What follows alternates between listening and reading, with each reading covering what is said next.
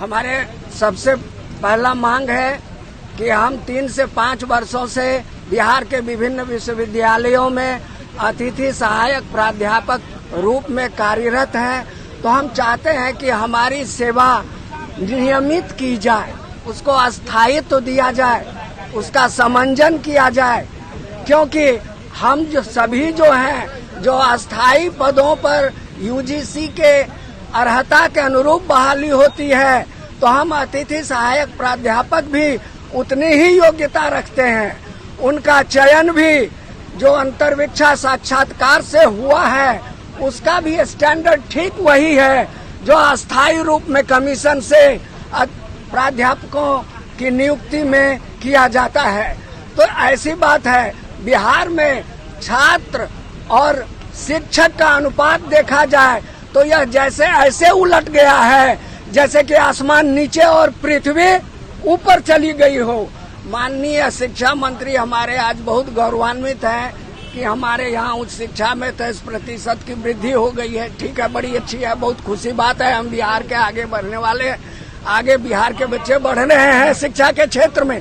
लेकिन शिक्षा के गुणात्मक विकास के लिए छात्र छात्राओं के अनुपात में, शिक्षा के हित में यह आवश्यक है कि उतने शिक्षक भी दिए जाएं।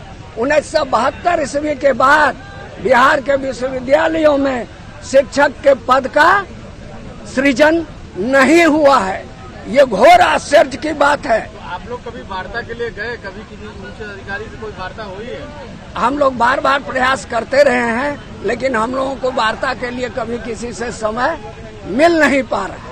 क्या नाम? शिक्षा मंत्री को हम लोगों ने आग्रह किया है, एक बार वो बोले भी थे, मांग रखने के लिए हम लोग गए थे, रखे भी हैं और आशा करते हैं कि वह हमें फिर बुलाएंगे। क्या नाम है आपका? डॉक्टर सतीश कुमार दास, बिहार राज्य अतिथि सहायक प्राध्यापक संघ के हम संयोजक हैं।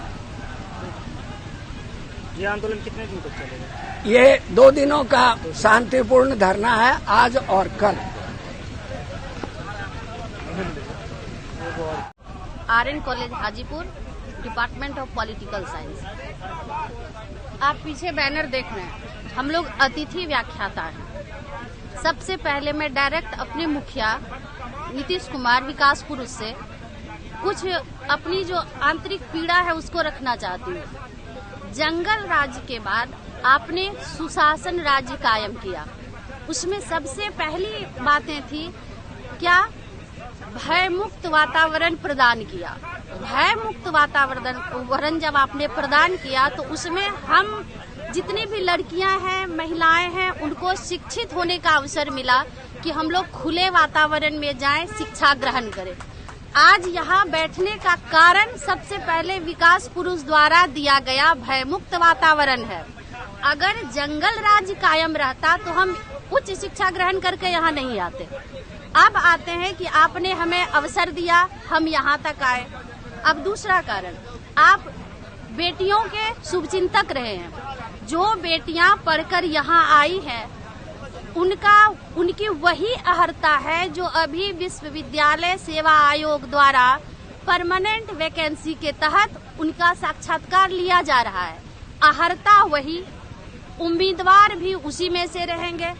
तो क्या आपके जो चयनकर्ता थे हम लोगों के समय में, आपको उनकी विद्वता पर संशय है जो आप फिर से दूसरे चयनकर्ता को लाकर हमारा फिर से साक्षात्कार करवाना चाहते हैं? हम बेटियों को कितनी बार अग्नि परीक्षा देना होगा? हम आ गए, गेस्ट फैकल्टी में ज्वाइन किए, हम सेटअप हो गए, हमने अपने परिवार को वहाँ पे सेट किया, हमारे सास ससुर हैं, बूढ़े हैं, बच्चे हैं, सब कोई हैं। क्या हम पुरुष के तरह हैं कि आज यहाँ कल वहाँ जाएं? और हमारी योग्यता पर संशय कहाँ है जब एक ही अर्हता है? यूजीसी के मापदंड के तहत वो भी आ रहे हैं, हम भी आ रहे हैं। तो यहाँ पर बैठकर हम अपनी मानसिक, शारीरिक और ये आर्थिक तीनों तरह से जो हम अपने आप को प्रभावित कर रहे हैं, वो क्यों?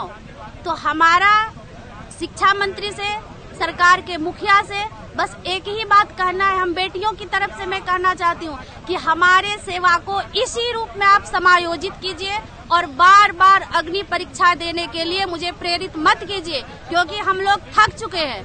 हमें भी सम्मान चाहिए। बेटी जन्म लेती है, कहा जाता है कि ये पराया धन है। ससुराल जाते हैं तो कहा जाता है कि तुम बाहर से आई हो। अगर हमको आपने एक प्लेटफॉर्म दिया है, वहाँ पर भी हमें अतिथि कह के संबोधित किया जाता है। तो हमें नीतीश कुमार विकास पुरुष बताएं कि हम बेटियों का कौन सा जगह है जो हमारा अपना है। क्या हमारा यह दुर्भाग्य है कि हम बेटी के रूप में जन्म लिए हैं? नहीं। तो हमारी मांग यही है कि जैसे जिस रूप में आप हमें रखे हैं, पहले हमारी सेवा को समायोजित कीजिए, 65 वर्ष तक इसी रूप में स्थायी कीजिए और हम बेटियों को दर दर भटकने से बचाइए।